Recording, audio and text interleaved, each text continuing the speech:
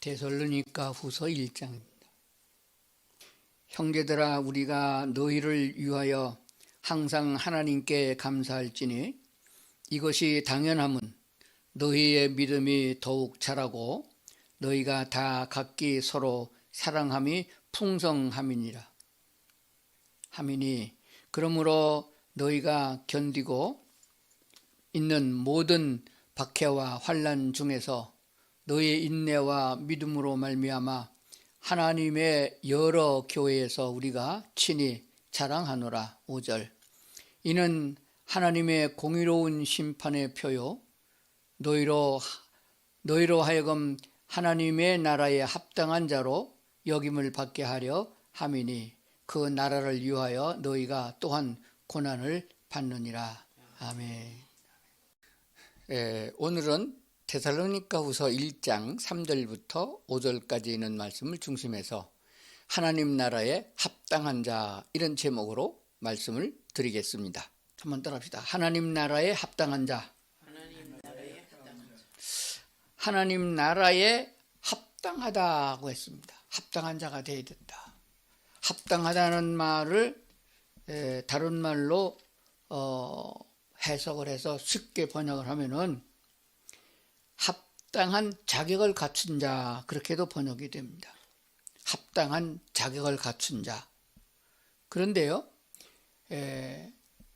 합당한 자격이란 말은 지금 고시 공부하는 사람들이 실력으로만 점수를 따서 인정받는 게 아닙니다. 성경에서 말하는 자격을 갖췄다는 말은 내외로, 즉 지식적으로도 자격을 갖춰야 되고 그것이 몸으로 옮겨져서 몸에 배어서 그 행함까지도 나타낼 수 있는 완전한 자를 말씀하고 있습니다. 합당하냐 합당하지 않느냐 하는 것들은 우리가 사람이라면은 그 말을 이해하고 또 잘 나타낼 줄로 그렇게 믿습니다. 왜냐하면은 우리가 신앙생활을 하는 이 목적은 하나님의 나라에서 영원히 살기 위한 목적을 가지고 있습니다. 창세기에서부터 에덴 동산에서부터 하나님의 계획하시고 섭리하심은 우리를 버려두거나 벌 주셔서 멸망케 하는 것이 아니라 우리를 회복되어 돌아오게 하셔서 은혜를 입혀주시고 천국에서 영원토록 살게 하려 함이라고 하는 사실을 우리가 먼저 기억을 해야 됩니다. 근데 우리가 인간적인 생각에 좀 생각해 봐야 됩니다. 어떤 사람과 밥 먹기를 원하십니까?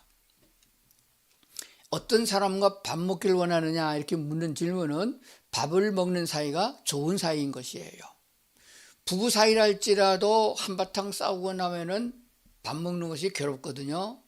그런데 우리가 하나님 나라에서 영원히 살아가는 사람, 한 주간 동안 해외여행 가는 사람과 껄끄러운 사이가 되면은 여행이 아주 재미가 없습니다.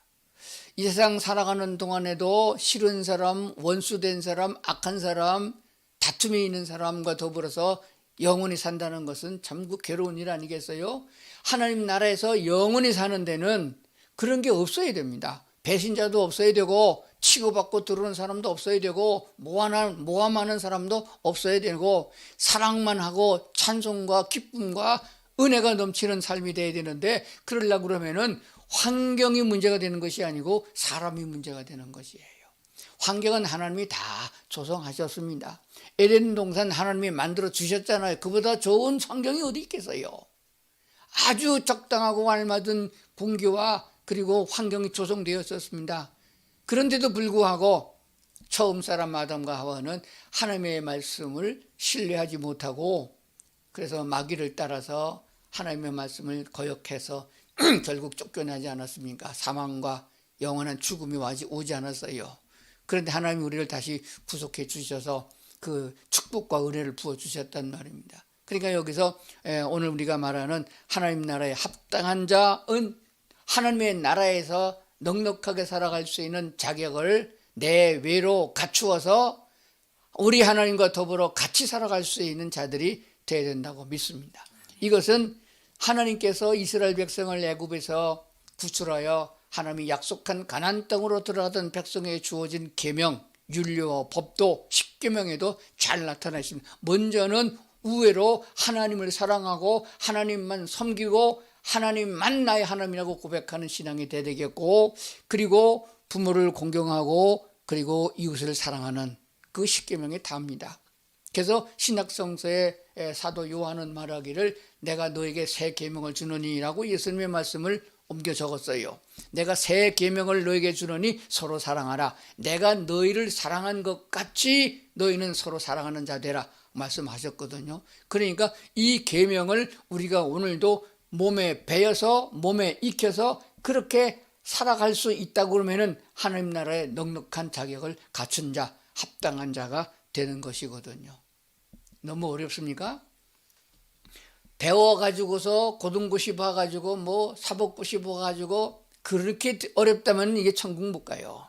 하나님의 나라에 들어가고 넉넉한 자격을 갖춘 자, 합당한 자가 되는 것은 바로 하나님이 그렇게 해주기 때문에 가능한 것이에요. 어떻게 되어지느냐 하는 것은 이 땅에 살아가는 삶 속에서 다 알 수 있도록 하나님이 말씀을 해 주셨습니다. 영접하는 자 곧 그 이름을 믿는 자들에게는 하나님의 자녀가 되는 권세를 주셨다. 특별한 권세를 주셨다고 말씀하셨어요. 본래 우리는 하나님의 자녀가 아니었습니다. 이방인입니다. 그럼에도 불구하고 예수를 믿도록 허락하셨고 믿음으로 말미암아 하나님의 자녀가 되게 하셨거든요. 자녀는 낳는 것이고 낳으면은 자라게 돼 있습니다. 언제 뭐 배워가지고서 인간 되어집니까? 물론 지식적으로 배우지만은 가난하게가 언제 엄마 젖꼭지 빠는 거 엄마가 가르쳐 줬어요? 뱃속에서 가르쳐 줬나요? 안 가르쳐 줘도 알게 돼 있는 것이에요. 그렇게 해서 먹고 자라면서 수없는 반복되는 교육을 통해서 사람이 되어가는 거거든요. 키만 컸다고 사람이 아닙니다. 공부만 많이 했다고 사람이 아니잖아요. 사람다운 사람이라고 하는 것은 사람의 인격을 갖춰야 된다는 것이에요. 그 인격은 뭡니까? 기초 질서를 지킬 줄 아는 사람, 이웃에게 악을 행하지 아니하는 사람, 어려운 사람을 도와줄 수 있는 사람, 그리고 사랑을 나눌 줄 아는 사람, 이런 것으로 우리가 도덕적인 면에서도 알 수 있는 것입니다.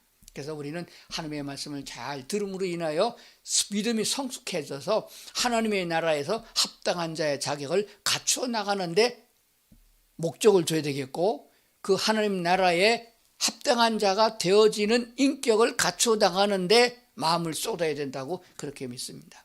그러면은 수없는 반복되는 설교를 통하여 반복되는 성경 공부를 통하여서 성령께서 말씀해 주시는 말씀을 오늘 정리를 해보겠습니다. 제가 설교를 한 것을 여러 번 또 들어보는데 제가 인문학적 설교를 잘 안 합니다.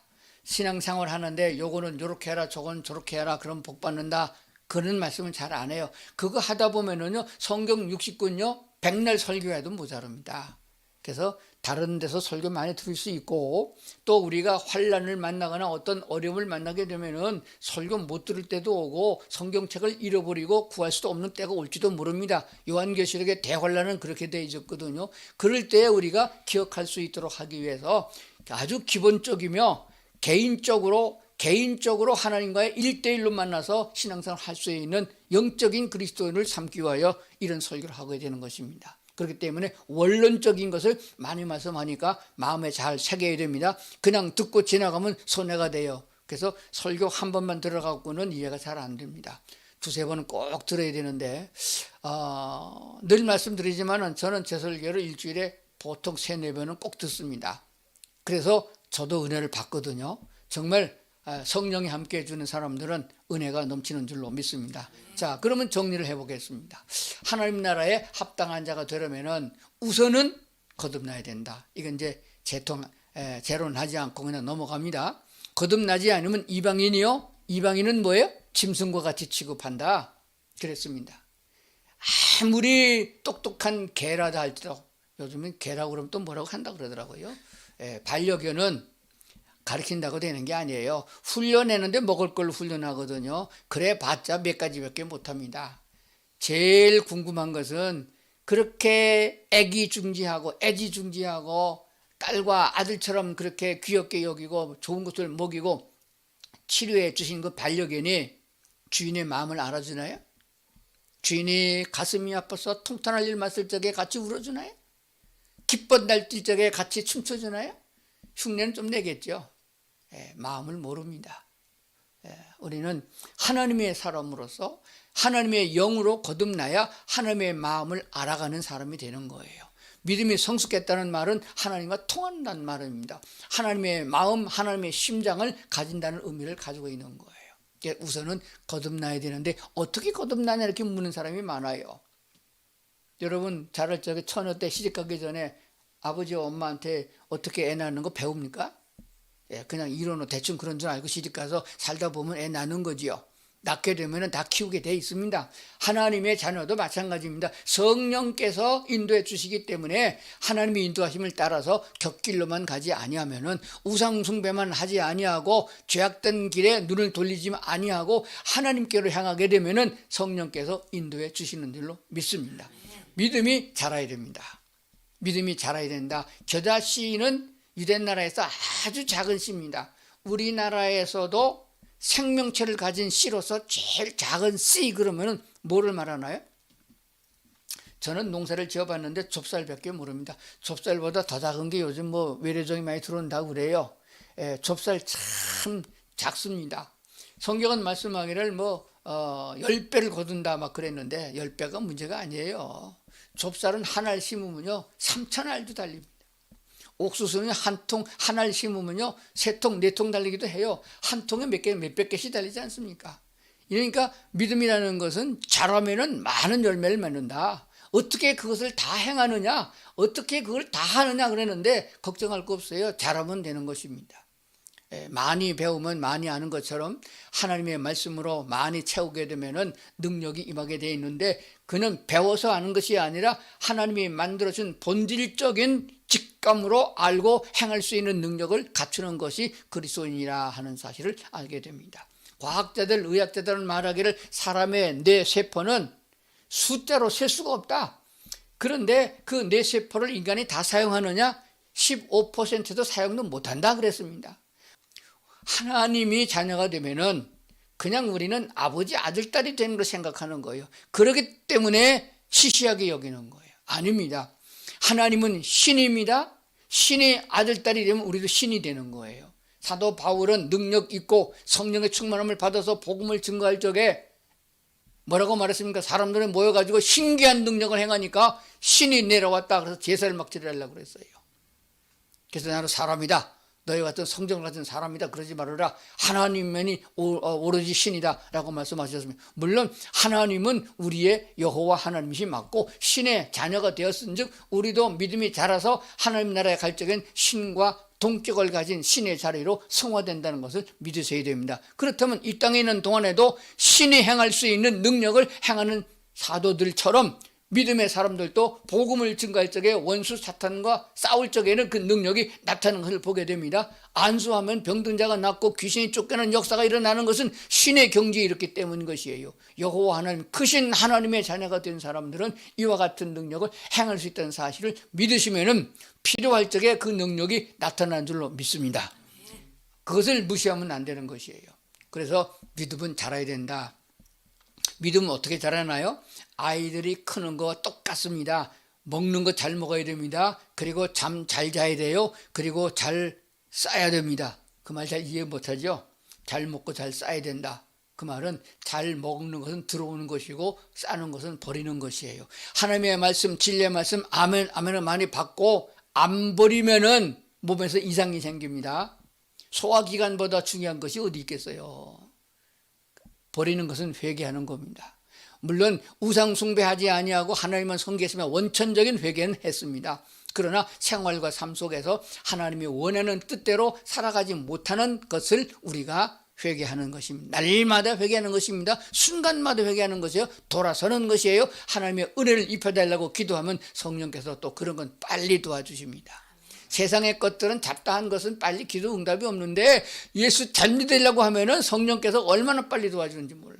은혜를 베풀어 주십니다. 그러면 그 믿음이 어디까지 자라야 되느냐? 그 높이가 있어요.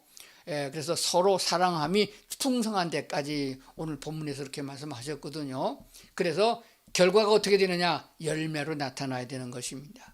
열매를 보고 나무를 안다. 포도가 달렸으면 포도나무, 사과가 달렸으면 사과나무, 그렇지 않겠어요? 그래서 갈라디아서 5장에 나온 성령의 열매가 보기 좋게 달리고 무르익어서 유익하게 돼야 됩니다.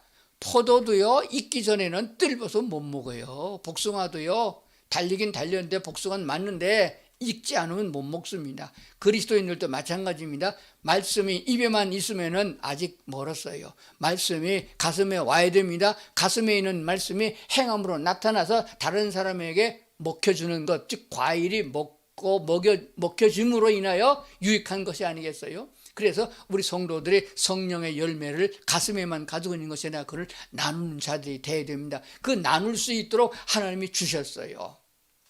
하나님의 사랑을 나누는데 가장 큰 그릇이 뭐냐? 물질이라는 그릇입니다. 그래서 하나님 우리에게 물질을 주시는 것은 하나님의 사랑을 담아서 나누라고 주신 그릇이거든요.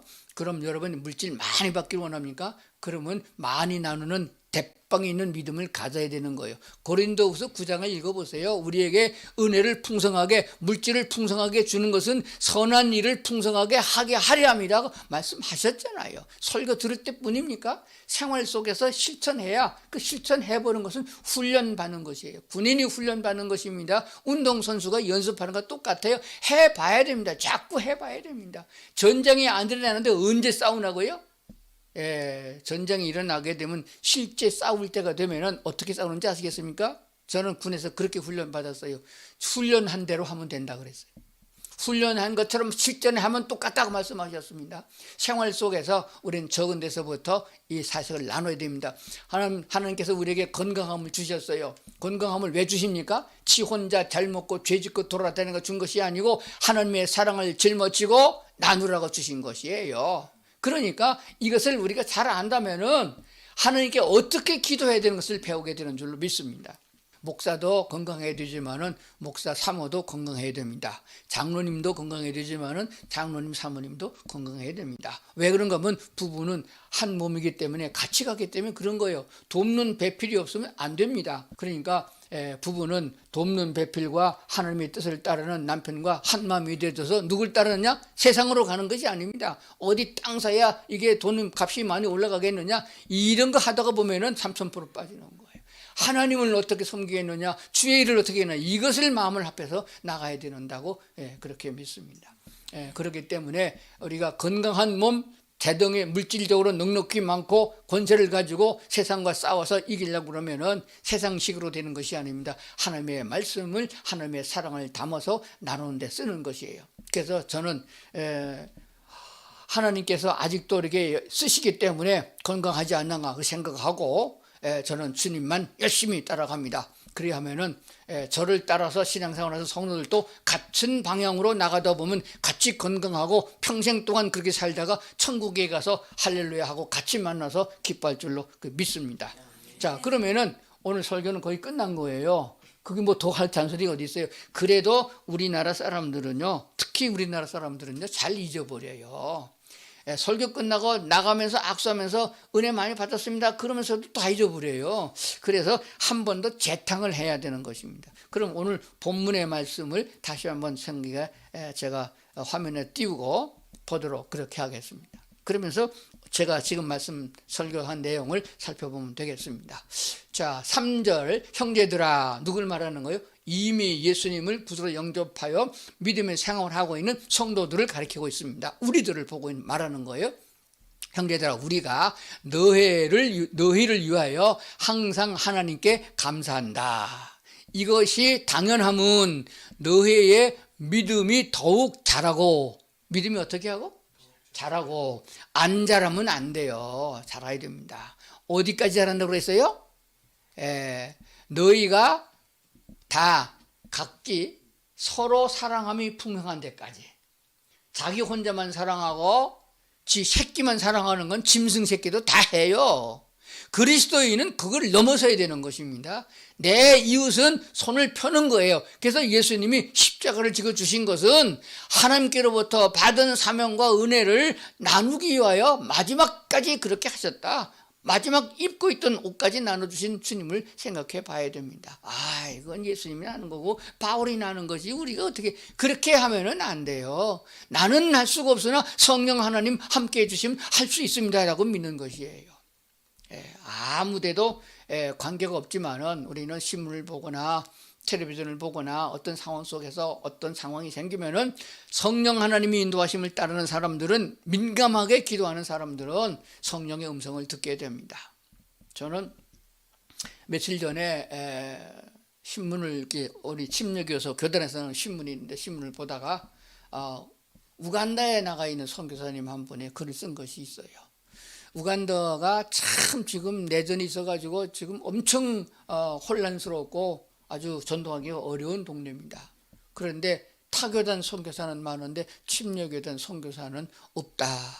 자기 하나 남았다 이렇게 하는데, 며칠 더 있긴 있는데 수모사기 때문에 연합이 안 되는 것 같아요. 근데 우리 공식적으로 2명의 선교사가 있었는데 한 명은 지난번 작년도 코로나 때 코로나 걸려서 돌아가셨어요.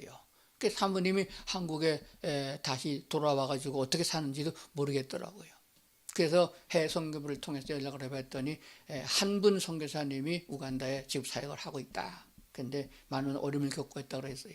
그게 가만히 생각을 해보니까 이걸 보고서 기도만 해도 되는 게 아니겠다. 내가 뭔가 좀 지원을 해야겠다 하는 생각이 들었습니다. 근데 성령께서 말씀을 해 주시더라고요.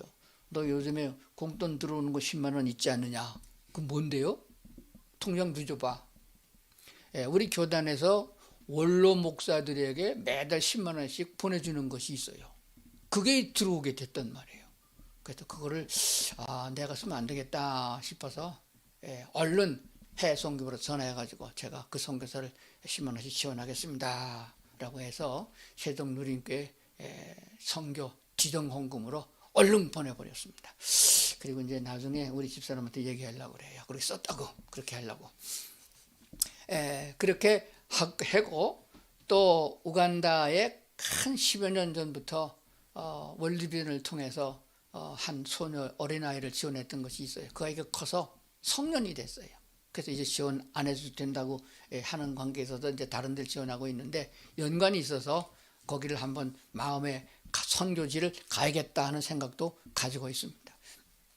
제가 이렇게 나이가 80이 가까워오도록 신앙생활을 하면서 경험한 게 뭐냐 그러면은, 성령께서 감동 주실 적에 구찬 타고 주저앉으면은 건강이 더 나빠지더라.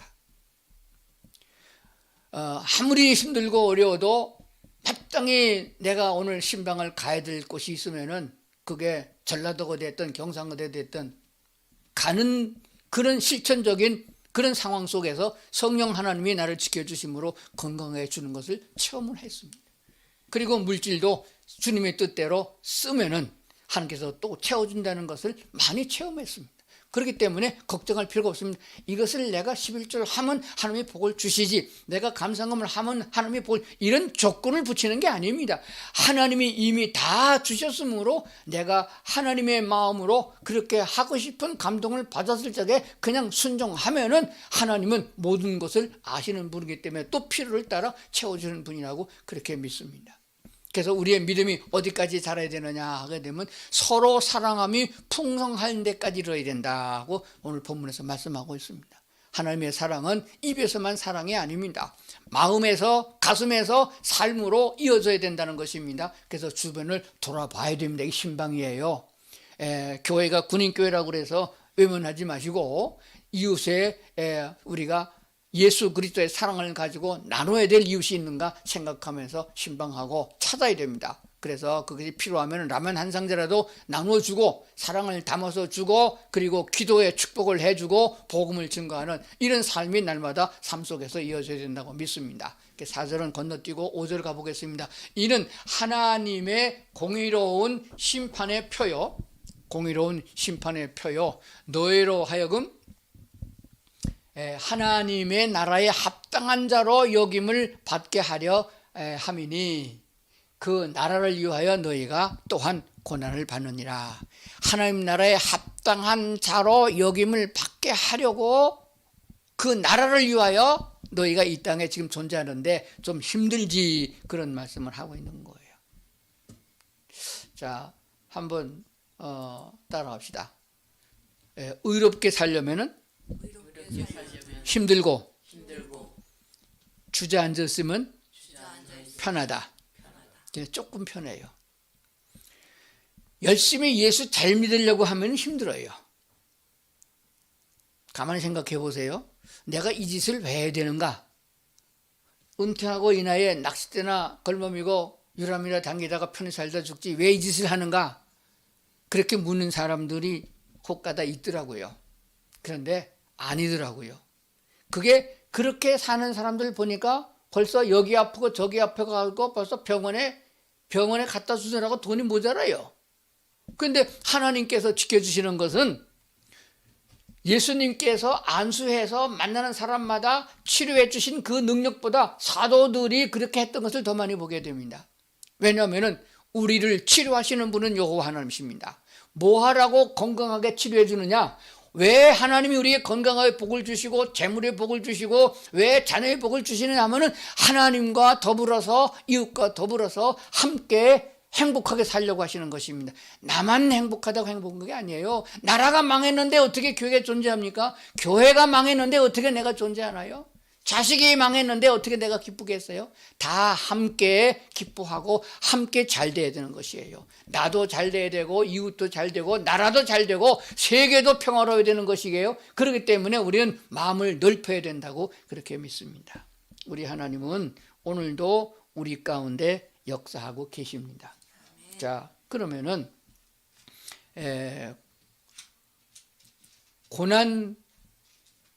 고난이야 있다. 어떤 고난이냐? 성경은 이렇게 말씀하고 있어요. 너희가 죄를 짓고 매를 맞으면 무슨 소용이 있냐? 의를 행하다 고난당하면 그게 영광스럽지 않냐? 그렇게 말씀하셨어요. 어차피 주어지는 고난이라면은 의를 행하다 고난당하는 게 낫지 않느냐? 우리나라 말에 뭐 액땜이라는 말이 있어요. 그럴 줄 알았다 그런 게 있어요. 근데 보세요. 어차피 닥쳐오는 고난이라면은 주님께로 피하는 게 낫습니다. 그래서 시편을 보게 되면 다윗은 노래한 게 너무 많아요. 여호와는 나의 피할 바위시오 나의 반석이시오 나의 요새시오. 그런 걸 보게 되거든요. 그러니까 비바람이 몰아치면은 좋은 아파트에 좋은 환경에 세상 속으로 들어가지 말고 여호와 하나님께로 가야 됩니다. 하나님이 나의 피난처요 나의 피할 바위가 되는 줄로 믿습니다. 그래서 어차피 세상에 고난이야 있지만은 세상 살기가 힘에 들겠지만은 힘들다고 생각하는 사람은 사랑이 없어서 힘든 겁니다. 사랑하는 사람과 함께 걸으면 천리길도 갈 수 있는 것이고 사랑 없이 원수랑 가게 되면 오리길도 가기 힘든 거예요. 침대가 좁은 것은 사랑이 없어서 좁은 것이에요. 하나님의 사랑이 넉넉하면은 골방도 넓게 보이는 것이고 우울하고 비오는 잿빛 하늘이 있어도 이 세상은 아름답게 보이는 법인 것입니다. 그래서 사랑하며 살면은 세상은 힘들지 않습니다. 예수 잘 믿고 주님의 일을 하느라고 고난당하고 어려움 당하는 것은 마땅히 있겠지만은 은혜가 충만하면은 다 이길 수 있습니다. 오히려 기쁨이 되는 줄로 믿습니다. 저희 집사람과 저는 가끔 그런 얘기를 합니다. 우리 개척할 때 얘기를 합니다. 그렇게 비닐하우스에다가 비가 오면은 구멍마다 물이 떨어져서 바가지까지 다 내놓고 물 받던 그때 힘들지 않았냐고. 안 힘들었다고 그래요. 안 힘들었다고. 남편을 사랑해서 그런 건 아니었습니다. 하나님을 사랑하는 믿음이 같았기 때문에 정말로 그 고난의 어려움을 능히 이기고 오늘까지 온 줄로 믿습니다. 뒤돌아보면 다시는 못 갈 것 같은 길이지만은 그래도 즐거움과 기쁨으로 갔습니다. 남아있는 생에도 주님과 손잡고 성령의 인도를 따라서 나가면은 힘든 것이 아니고 괴로운 것이 아니고 기쁨과 은혜가 충만한 삶이 될 줄로 믿습니다. 우리 온 성도들이 오늘 이 은혜를 입고 성령의 충만함으로 믿음이 성숙하여 하나님 나라에 합당한 성도들 다 될 수 있기를 주의 이름으로 축원합니다. 기도하시겠습니다. 사랑과 은혜가 충만하신 아버지 하나님, 오늘도 우리를 주님 앞에 세우시고 말씀을 듣게 하시니 주여 감사합니다. 하나님 아버지, 날마다 마음을 새롭게 하고 말씀을 마음에 새기면서 주님 앞에 더 가까이 나갈 수 있게 도와주시기를 원합니다. 주님 믿음 자라길 원합니다. 말씀이 우리 속에서 소화되고 회개하는 역사가들이 날마다 일어나기를 원합니다. 그래서 하나님 나라에 합당한 자격을 갖춘 자로서 넉넉하게 그 나라 살 수 있는 저희들 되게 하여 주시옵소서. 주님께서 오늘도 우리와 함께 계시고 도와주심을 믿습니다. 하나님 아버지, 오늘 이 말씀을 듣는 우리 온 성도들을 축복하시사 이런 믿음으로 자라게 하여 주시옵소서. 예수님 이름으로 기도드리옵나이다. 아멘.